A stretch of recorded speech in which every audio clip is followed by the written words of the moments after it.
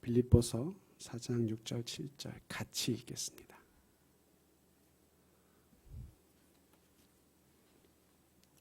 아무것도 염려하지 말고 다만 모든 일에 기도와 간구로 너희 구할 것을 감사함으로 하나님께 아뢰라.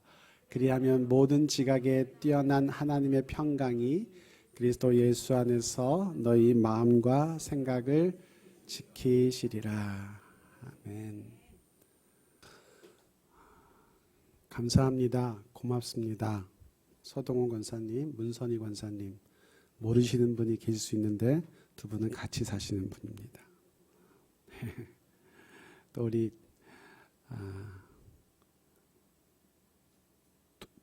이럴 때 갑자기 이름이 생각이 날 때가 있어요. 민주. 유미, 강렬이, 또 우리 이호찬 권사님과 예배를 위해서 기도 중에도 고백하셨지만 만만하지 않은 일입니다. 앞에 나와 서는 것 자체가 그렇고요.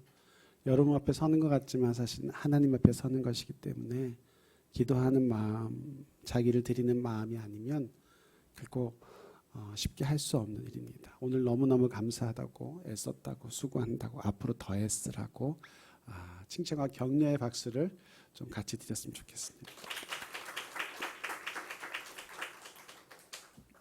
저 유리창 넘어 있는 방에서 항상 예배를 위해서 수고해 주시는 권사님도 같이 제가 혹시 옆에 있는 분들과 이렇게 마주보면서 인사했으면 좋겠습니다. 내 삶의 이유는 그리스도 예수님입니다.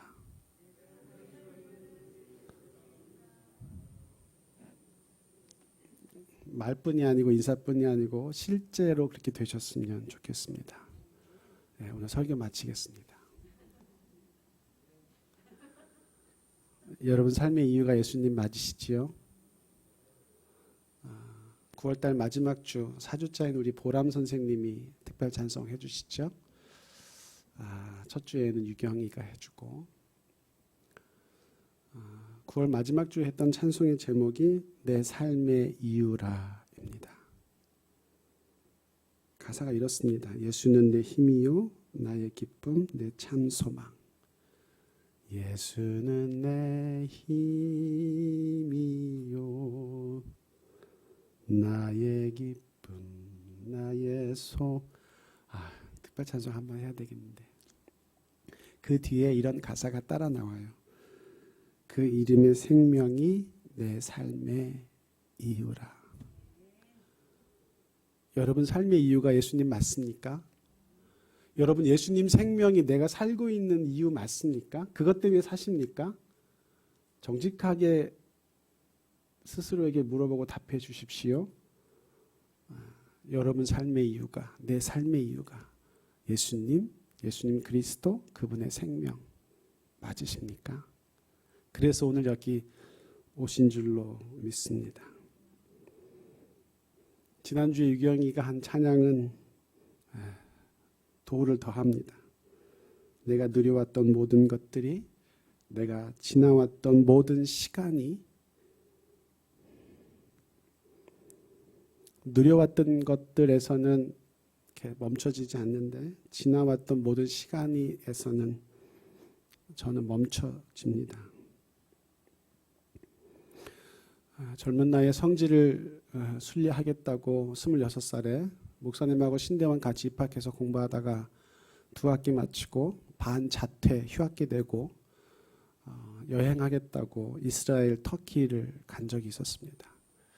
소아시아 7교회를 돌아보고 싶은 마음이 너무 있어서 없는 형편에 동생한테 돈을 빌려가지고 차를 렌트해서 골로새 교회, 라오디게아 교회, 서문학 교회가 남아있는 흔적들을 돌아다닌 적이 있어요. 왜 차를 빌리려면 교통이 불편하기도 하고 어디에 뭐가 있는지도 모르고 거기는 아랍 국가이기 때문에 이동하기가 편치 않아서 정말 없는 살림에 3,000불 정도 주고 한 20일 정도 차를 렌트했습니다. 근데 그 차를 타고 움직이다가 사고가 났어요. 중앙에 있는 가드레일에 튕겼는데 조금만 쳐다보니까 엄청나게 차가 반파 이상 되는 사고가 났었습니다. 그 동네에 조그만 동네, 터키 시골 동네 경찰서장이 이제 저를 잡아갔는데, 그때 당시에 그 친구가 25, 6 이렇게 굉장히 어린 친구예요. 저희로 말하면 경찰대학 같은 고급 경찰 간부학교를 졸업하고 거기 초급 임지로 나왔는데, 그 사람 와서 보니까 너무 어이가 없어요. 세상에. 26, 7 먹은 자기랑 비슷한 또래의 사람인데 성질을 순리하겠다고 말도 안 통한 이 땅에서 차를 빌려서 여행하다가 사고가 났는데, 너무 신기한 건 차가 반파 이상인데 저와 같이 동행했던 친구는 다친 곳이 하나도 없는 거예요. 저희가 차를 빌린 곳 이즈미르라고 하는 서머나가 있는 그 폴리카비 순교했던 도시에서 견인차가 오고 한 이틀이 걸리고 견지가 싣고 다시 돌아가는데, 그때만큼 정말 암담했던 순간이 별로 없었던 것 같아요. 근데 그 지나왔던 모든 순간이 은혜라고 지금은 고백할 수 있습니다. 내가 걸어왔던 모든 순간이, 그 다음에 어떻게 가사가 이어지냐면 당연한 것 아니라 은혜였다고. 원하고 바라고 기대하지 않았던 삶의 사건들을 만났죠. 권사님 병원에 입원해서 수술해 보시니까 이렇게 금방 다시 오신 거 보니까 간단한 수술이셨을 것 같아요. 장로님 어머니 병원에 모시고 가는데 모두가 바라죠. 그냥 자다가 자는 듯이 가시는 거. 그게 복이라고 하는데, 병원 얘기하면 제가 여기 있는 누구보다 할 말이 많은 사람인 거 아시죠? 의사의 반은 사망 선고, 의사의 반만 수술이라도 해주자. 근데 그 순간을 제가 지금 돌이켜서 뭐라고 고백하냐면, 지나왔던 모든 순간이 은혜였어. 내 삶의 이유가 예수님 그리스도이고, 내가 살았던 모든 삶의 경험이 은혜라고 찬양하는 것이 진정이라면, 그 찬양들의 결론은 뭐냐면 감사예요. 사는 이유는 예수님, 사라졌던 모든 순간은 은혜. 그러면 결론 당연히 감사죠. 하시나요? 진짜로 범사에 여러분 감사하시나요? 그래서 제가 설교 시작하면서 설교 끝 그랬습니다. 이렇게 감사하시면 오늘 설교는 아무 의미가 없어요. 그러나 안 됩니다. 찬양은 그렇게 해요. 보람 선생님이 찬양하고 난 뒤에 그 다음 주에 우리 이유찬 권사님이 이 특별 찬송한 찬양을 다 같이 부르는 회중 찬양을 앞에서 인도하셔서 불렀어요.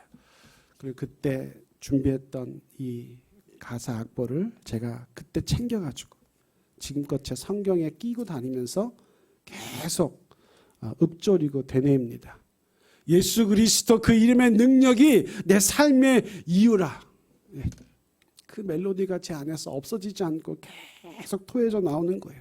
근데 그 토해져 나올 때마다 따라 나오는 물음이 뭐냐면 진짜냐고. 그분의 생명이 네 삶의 이유 맞냐고. 그분 말고는 원하는 것이 없냐고. 그분만 너한테 있으면 정말 모든 것이 다 충만하다, 완벽하다, 감사하다 되냐고. 아니요. 되게 많은 삶의 순간들에 예수님은 정말 나한테 필요해요. 생명이에요. 영생의 보장이에요. 개런티에 도장 찍어주셨어요. 그런데 뿐만 아니라 예수님이 도와주셔서 잘 됐으면 좋겠어요. 성공했으면 좋겠어요. 인정받았으면 좋겠어요. 조금 더 큰 집, 더 안락한 자동차, 사람들이 알아주는 높은 지위도 역시 내 삶에 좀 허락되었으면 좋겠어요. 라고 똑같이 원하고 있는 제 자신을 발견하게 돼요. 그러면서 찬양하죠. 그 이름의 생명이 내 삶의 이유라. 그러면서 설교하죠. 여러분, 예수님의 생명이 정말 여러분의 삶의 이유가 맞습니까? 저는 안 그러면서 감춰놓고 아닌 척, 누구보다 거룩하고 경건한 척.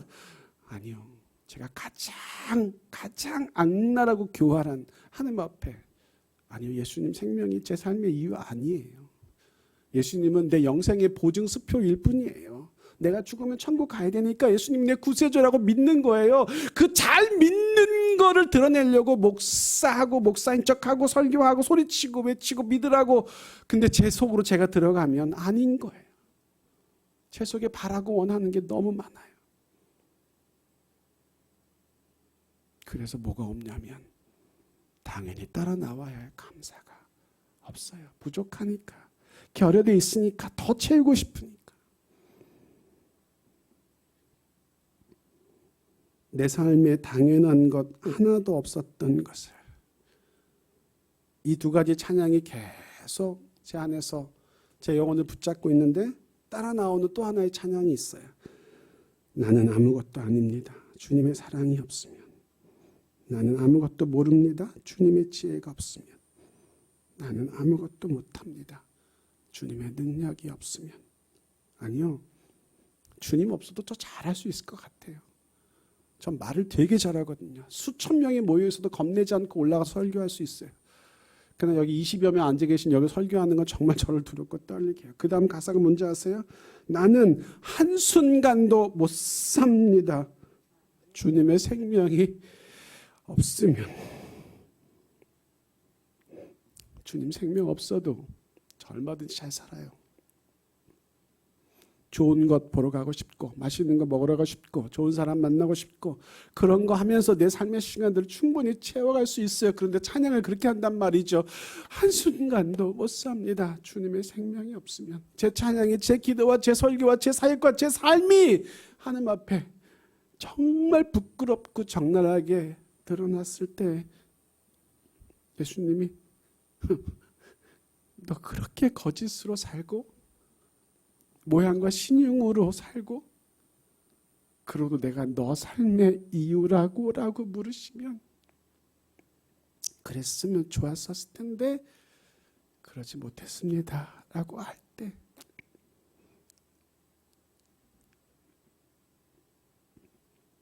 그래서 저의 삶에 감사가 없다는 것을 깨달았습니다.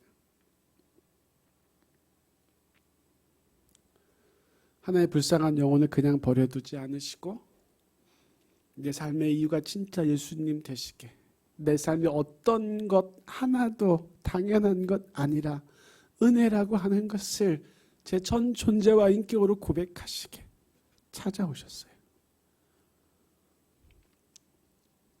침대에 누워서 수술방으로 끌려 들어가는 그 순간이 지금도 생생합니다.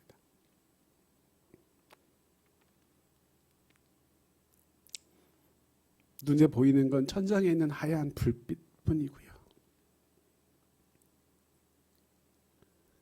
이대로 수술실에 들어가면 살아날 가능성이 50%밖에 안 되는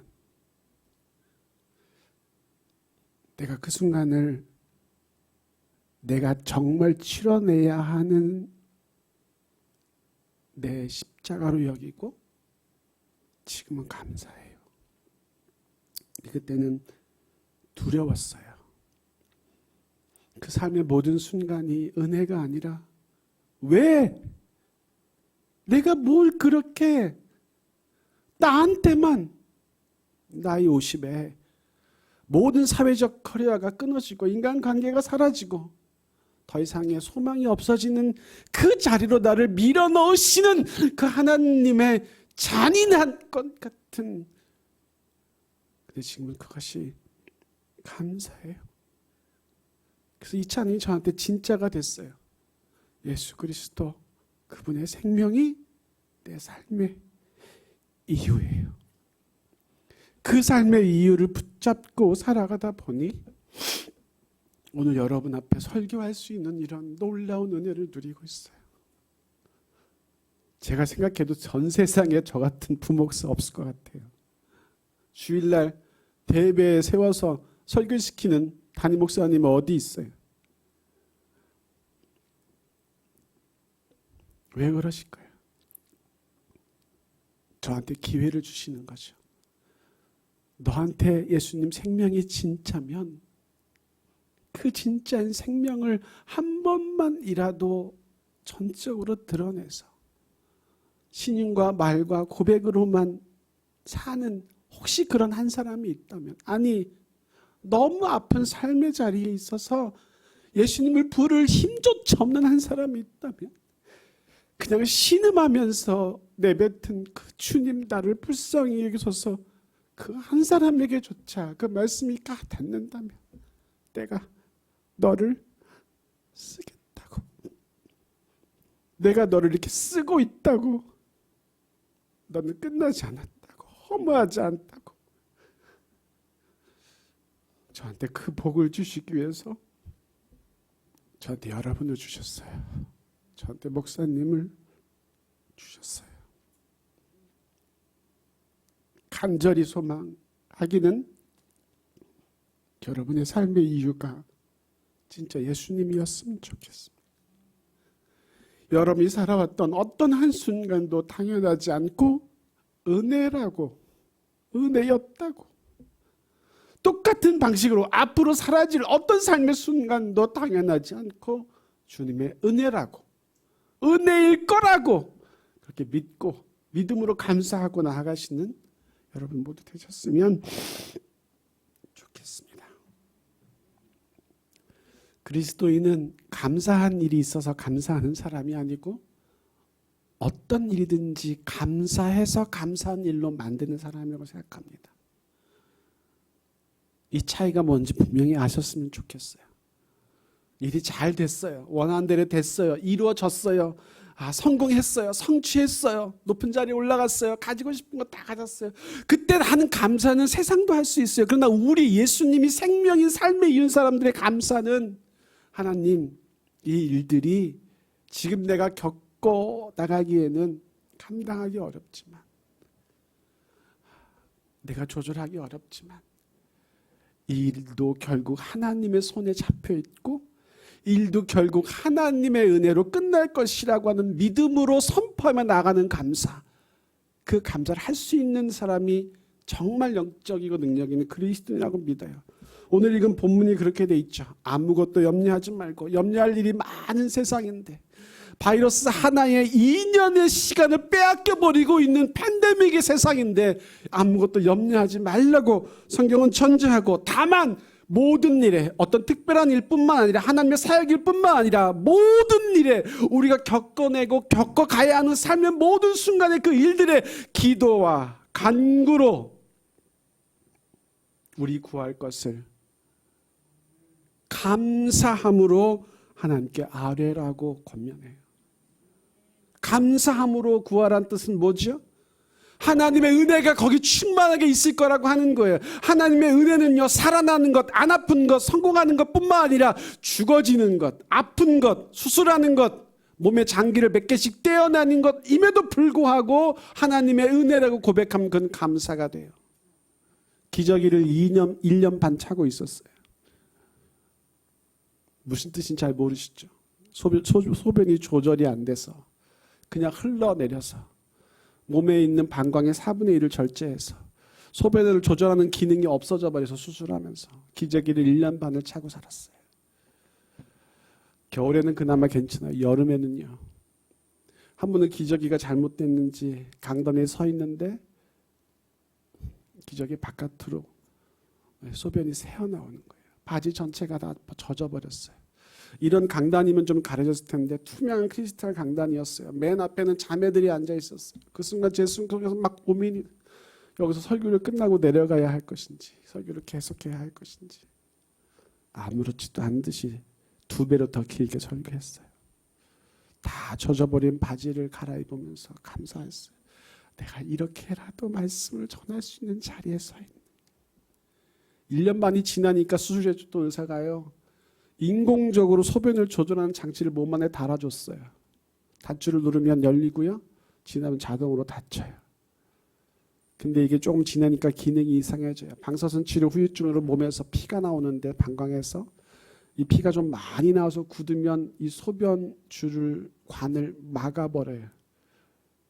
그러면 가득 찬 오줌을 싸고 싶은데 오줌이 1방울도 안 나오는 거예요. 여기는 여러분 한 번도 이런 일을 겪지 않고 살았으면 좋겠어요. 전 대상포진도 겪어보고 관에 담석, 와, 애기 낳는 것보다 더 아프다고. 진짜 댕굴댕굴 굴러 그런 고통도 겪어봤는데 여러분 오줌 안 나오는 것보다 심한 고통은 없어요. 그래서 아내가 응급실에 가자, 소변줄이라도 끼러. 근데 아내한테 운전을 시키기가 좀 그런 거예요. 당신은 옆에 타고 양평에서 서울 성모병원까지 1시간이 넘게 그 상태로 운전을 했어요. 가는 동안에 한 10번은 쓴 것 같아요. 혹시 오줌이 한 방울이라도 나올까 봐 쏴보려고. 병원에 갔어요. 근데 새파란 젊은 여의사 인턴이 들어오는 거예요. 그렇게 아프면요, 그런 거 전혀 따져지지 않아요. 어떻게 해도 좋으니 빨리 꽂아만 달라고요. 몇 번을 시도했는데요, 한참을 꽂다가 안 들어가요. 더 작은 관을 가지러 가겠다고 얘가 갔는데 이미 상처는 날대로 났죠. 근데 제가 그 순간에 우리 아내한테, 여보, 나 한 번만 더 시도해 볼 테니까 여기 좀 잡아줘봐. 힘을 팍 줬는데 어마어마한 핏덩이와 함께 소변이 나왔어요. 할렐루야. 아무도 아멘을 안 하시네. 여러분 모르시죠? 그 고통이 해소되는 그 순간, 여러분 이게 은혜예요. 오줌이 그냥 관에서 나오는 게 감사라고, 그 감사가 은혜라고, 그 삶의 극한에 가본 사람들에게 그 이전에 겪었던 자그마한 일들은 진짜 아무것도 아닌 거예요. 예수님이요, 십자가에서요, 제가 지금 말씀드린 고통과는 비교도 안 되는 고통을 겪으시면서, 피 흘리시면서, 찢어지시면서, 뼈가 깨지면서, 살점이 떨어져 나가면서 죽으셨어요. 왜요? 우리 영혼을 하나님을 아버지라고 부르는 자로 구원하시기 위해서. 다른 어떤 감사의 조건이 필요하세요? 영원히 타는 불못에 죽을 수밖에 없는 우리를 구원하려고 하나님의 아들 그분이 이 땅에 우리와 같이 내려오셔서 가장 낮고 천한 모습으로 이 세상을 살다가 그 마지막에 누구도 겪어낼 수 없는 고통으로 죽어가신 그 피 흘림으로 내가 구원받았다고 하는 사실보다 감사할 조건이 더 큰 게 있다고 생각하시는 분은 다음 주부터 교회 안 오셔도 돼요. 감사하세요. 이게 우리를 처음에는 엄청나게 감사하게 하는 일이었어요. 너무 감격하게 하는 일이었어요. 그러나 어느 순간 우리가 그걸 잊어버렸죠. 이것은 당연한, 예수님이 주시는 당연한 은혜, 당연한 축복이 된 것이죠. 그러나 주님의 그 일이 이제 이후로 우리 삶에 무엇을 어떻게 이뤄갈지 소망하고 꿈꾸는 사람에게는 이제 어떤 일이 겪어지더라도 다 감사해요. 왠지 아세요? 끝이 아니니까. 여기서 모든 것이 판가름 나는 것이 아니니까. 우리는 영원한 하나님의 나라 그 품에서 같이 서로 웃으며 안고 축하하고 축복해야 할 일들이 우리 앞에 준비되어 있으니까. 실제 이런 사람은 삶의 그 순간이, 마지막 순간이 지금 다가온다고 해도 아멘, 주 예수여 어서 오시옵소서 마라나타 하는 것이죠. 그렇게 고백한 사람에게 하나님 무엇을 주시냐면 조금만 더라고 우리에게 소명을 주세요. 너의 그 삶의 증거 믿음의 고백들로 그걸 통해 살아나야 할 사람에게 가고 그에게 그게 전하고 보이고 증거해서 한 사람도 내 품으로 더 돌아오게 하는 내 일에 나와 같이 해주지 않으련. 이게 소명이에요. 이 믿음의 눈이 떠진 사람은 감사하지 말라고 하는 것이 가장 어려운 것이 될 거예요. 그래서 감사는 믿음으로 하는 것이고요. 하나님이 그렇게 엄청난 대가를 치러서 나를 구원하셨다고 하면 지금 내가 겪어지고 있는 이 일들을 통해서 하나님이 이루시고자 하는 하나님의 결론, 하나님의 열매가 무엇일까? 그것은 내가 상상하는 것보다 훨씬 더 크게 내 삶을 축복으로 인도할 것이고, 그렇게 인도되어진 내 삶을 더 많은 영혼들을 주님께로 이끌어가는 하나님의 자산이 될 것이다라고 하는 믿음으로 미리 감사하는 것. 이스라엘 백성이 광야 40년을 지나고 가나안 땅에 들어가서 처음 익은 열매의 곡식을 가지고 주님 앞에 감사를 드렸어요. 이것은 맥주 감사의 기원인데요. 앞으로도 이후로도 계속해서 하나님은 나에게 가장 적절한 것을 가장 충만하게 부으실 것이다라고 하는 믿음으로 감사하는 사람. 되어진 일에는 당연히 감사하지만 되어질 일을 지금 여기에 다 당기어 감사하는 사람, 이것이 하나님 우리에게 반하시는 감사의 모습이라고 생각해요. 735일, 2년이 조금 넘죠. 북한에 억류되었던 케네스 베라고 하는 선교사님이 하신 고백이에요. 북한이 미국과 협상하면서 이제 이 친구를 좀 이렇게 풀어줘라, 석방해줘라, 뭐 하겠습니다. 언제 하겠습니다. 이 약속이 계속됐는데 약속된 그날이 오면 못 나가고 또 갇혀 있는 거예요. 몇 번이나 되풀이되니까 선교사님 마음에 낙심이 됐어요. 그때 함께 물어요. 하나님 도대체 왜? 언제까지? 근데 하나님이 어떤 마음의 음성을 들려주시냐면 내 은혜가 내게 족하다. 내가 감옥에 있든 감옥을 나가든 나는 너와 같이 있다고. 범브란트 목사님 루마니아의 지하운동 독립운동 하시다가 감옥에 오랫동안 갇혀 계셨는데 똑같아요. 가족들하고 편지도 금지되고 너무 힘든 시간을 지나고 계시는데 어느 순간 이 간수가 와서 내일 네 가족들이 너에게 면회를 올 거야. 이 편지가 왔어. 오랜 시간 감옥에 갇혀 살던 목사님에게 정말 한 줄기 빛 같은 소망이었죠. 막상 그날이 와서 면회실에 나가려고 기다리고 있는데 소식이 없어요. 그날 밤이 다 지나가도 아무런 기별이 없어요. 사람을 불러서 물어요. 오늘 내 가족이 면회에 오겠다고 나한테 그러지 않았습니까? 어떻게 된 겁니까? 너를 찾아오는 사람은 아무도 없었다. 편지도 온 적이 없어. 가족이 오겠다고 한 약속도 한 적이 없어요. 이 목사님을 넘어뜨리기 위해서 거짓말을 한 거예요. 돌아가 다시 엎드려 기도하는데 이 목사님에게 동일한 하나님의 음성이 있어요. 하나님, 제가 이 육신으로 겪는 고통은 겪어낼 수 있지만 도대체 이 마음의 무너짐까지 도대체 그때 이 케네스페, 제가 이름을 잘 묘되니까 이해해 주세요. 똑같은 음성이 들려요. 내 은혜가 내게 족하다. 가족이 와도 편지가 와도 감옥을 나가도 감옥 안에 있어도 누구와 같이 있다고요? 하나님. 그럼 우리가 뭐 할 수 있다고요? 감사할 수 있다는 거예요.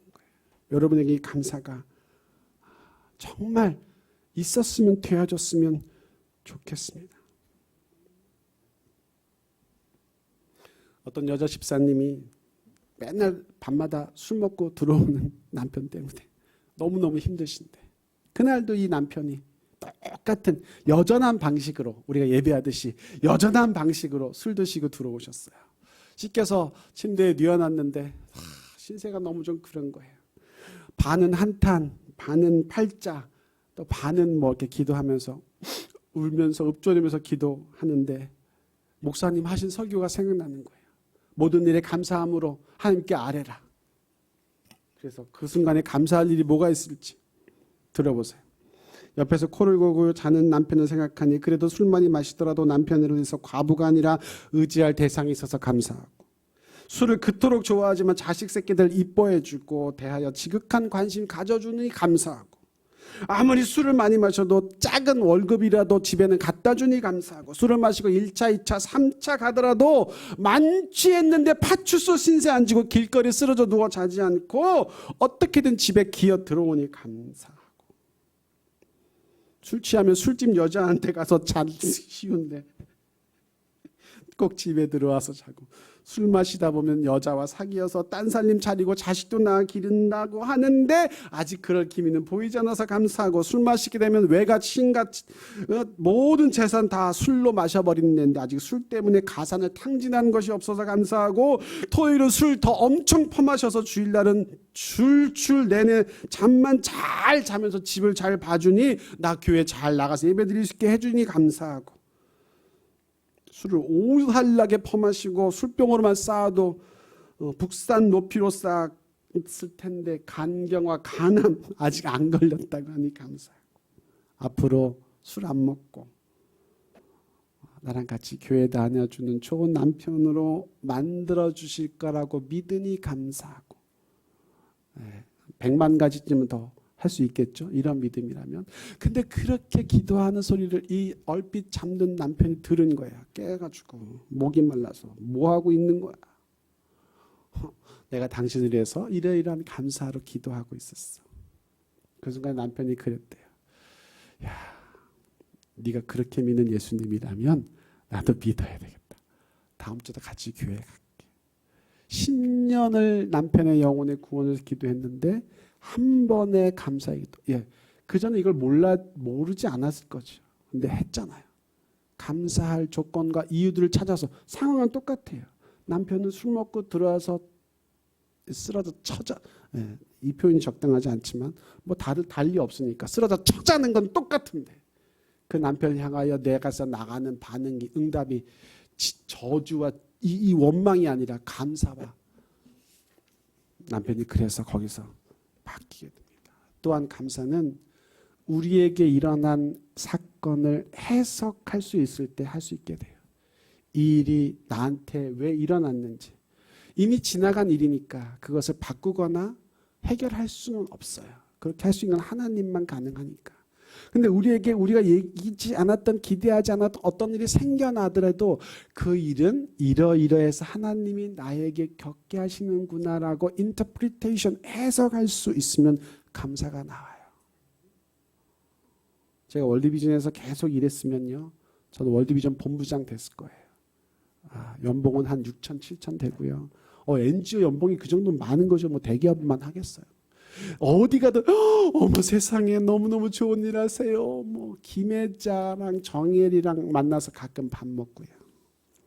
그분들이 밥 사주면요. 좋은 데 가더라고요. 너무너무 좋잖아요.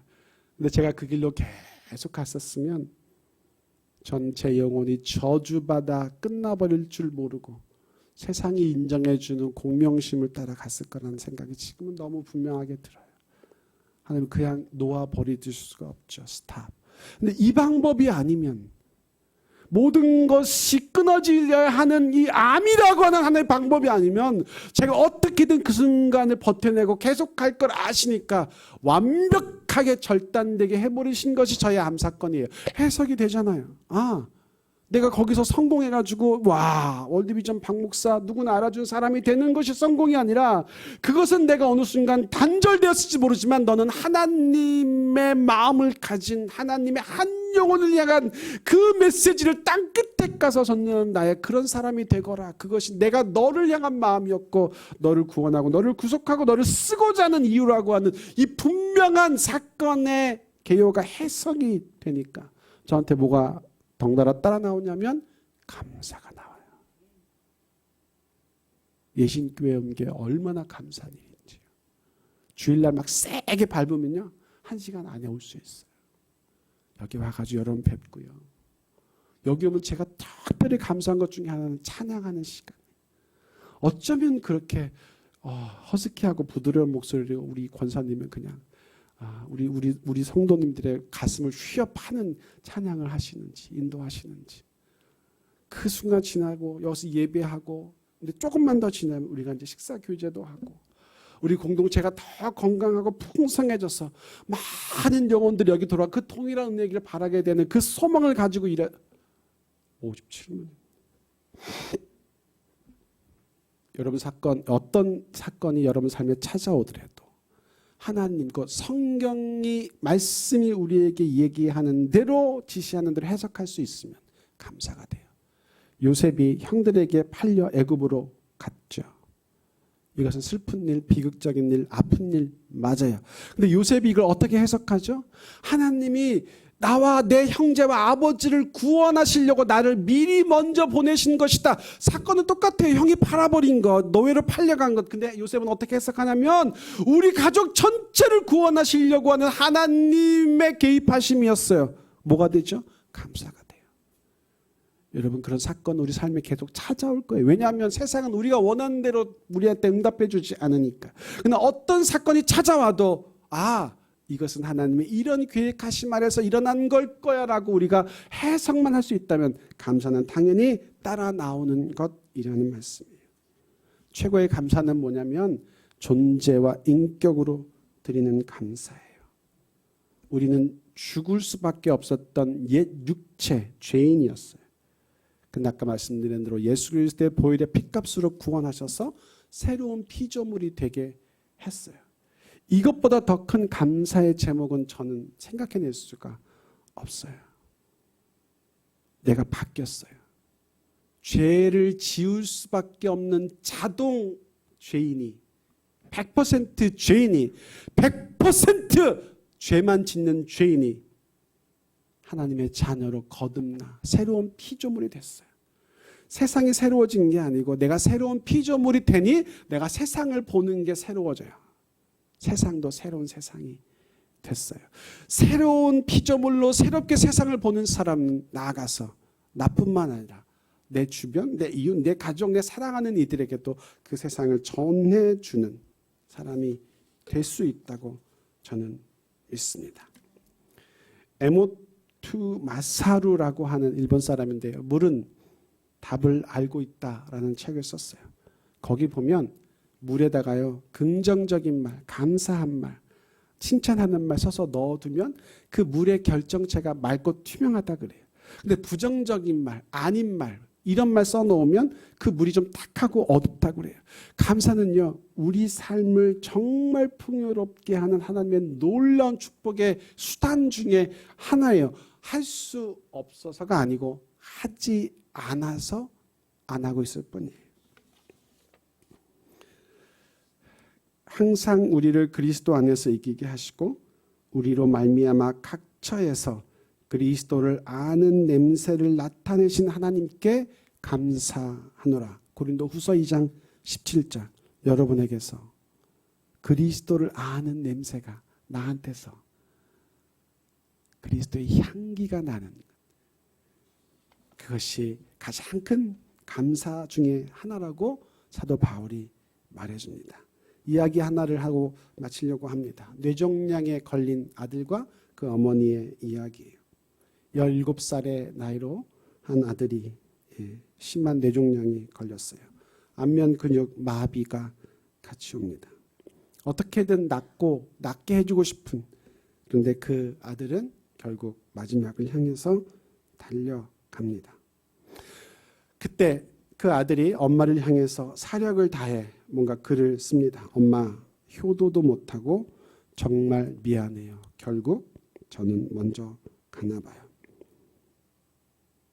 아들이 쓴 이 글을 보는 엄마가 미어지는 가슴으로 이렇게 답글을 씁니다. 엄마는 바로 내가 내 아들이었다는 사실 때문에 정말로 행복했단다.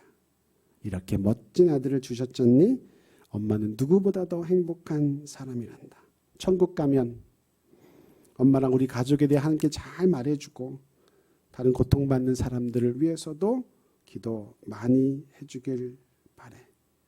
아들은 눈물을 흘릴 수가 없었어요. 안면이 마비되어서 눈물이 안 나오기 때문이죠. 아들은 엄마가 쓰고 말해준 그 사랑의 말을 보고는 고개를 끄덕이면서 가슴을 허헉거리고 흐느끼고 있었어요. 눈물이 나오지 않아도 흐느끼고 있다는 사실을 어머니는 아플 정도로 잘 알고 있었어요. 이 아들은 자신이 먼저 세상을 떠난다는 것을 분명하게 인식하면서 그 생각을 원망도 분노도 아닌 고맙습니다 라는 감사를 실어 전달했던 것이에요. 진정한 행복이 무엇인지 죽어가면서 엄마에게 일깨워준 아들, 인생의 마지막 순간에 가장 아름다운 모습으로 이 세상을 사랑하는 사람들에게 가르쳐 준 거죠. 슬픔 속에서도, 고통 속에서도, 아픔 속에서도, 계기치 않은 상황 속에서도 얼마든지 감사할 수 있다는 사실을 보여줘요. 호스피스 병동에 들어간 지 5개월 만에 어머니 품 안에서 숨을 거뒀습니다. 사랑으로 완성된 그 인생을 어머니는 곁에서 지켜보았습니다. 감사는 조건이 아니라 감사는 존재고 인격입니다. 오늘 본문은 우리에게 감사의 결론을 뭐라고 정의하냐면, 그리하면 모든 지각에 뛰어난 하나님의 평강이 너희 생각과 마음을 지키시라. 여러분, 이 기도의 결과가 이런 거였으면 참 좋았을 것 같아요. 네가 원하는 거 내가 다 들어줄 거야. 네가 나한테 기도한 대로 다 되게 해줄 거야. 이게 하나님 응답이 아니고, 일은 그대로 있대. 해결되지 않은 상태로 나를 계속 아프게 하되, 하나님의 응답은 그것을 네가 충분히 관리할 수 있게 너 생각과 마음을 지켜주실 거야. 여러분 아시잖아요. 아무리 큰 파도가 밀려와도 그 마음의 평정이 유지되는 사람은 거기에 넘어지지 않아요. 아무리 조금 파도가 우리 앞에 쓸려봐도 마음이 불안한 사람은 그걸 이겨내지 못해요. 세상에 어떤 거센 파도도 주님의 평강이 주는 생각과 마음의 지킴을 이겨내지는 못한다고 저는 분명히 믿어요.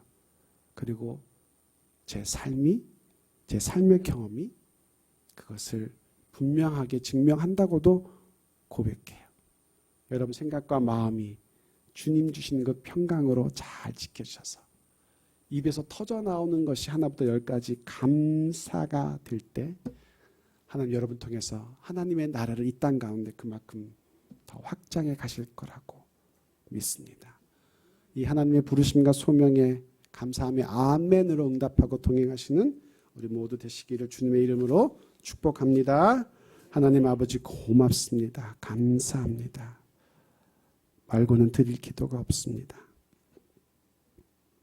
무가치, 무의미, 무계획, 죄에 물들어 거기 죽었고 또 영원히 죽을 수밖에 없는 우리를 가장 소중한 아들 독생자의 보혈로 구원하셔서 자녀 삼아주셨으니 우리는 이보다 더 큰 감사의 이유를 찾을 수가 없습니다. 그러나 하나님 우리가 감사를 잃어버렸습니다. 뜻대로 원대로 되어지지 않는 이 세상의 형편 때문에. 근데 하나님 우리를 강력히 권고합니다. 범사에 감사하라고. 하나님의 아버지 되어주신 것이 이것의 기반인 것을 고백합니다. 감사가 습관이 된 우리 사랑하는 성도님들 통해서 우리가 밟는 모든 땅 하나님 나라 만들어가는 주님의 사자들 모두 되게 도와주옵소서. 그렇게 우리 삶의 영역을 하나님의 다스리심으로 만들어가는 우리 가운데 더 큰 감사의 이유와 조건들이 날로 풍성해지도록 손잡아 동행해 주옵소서. 그렇게 인도하실 주님 믿고 감사하며 예수님의 이름으로 축복하고 기도드립니다. 아멘. 담임 목사님 교회 소식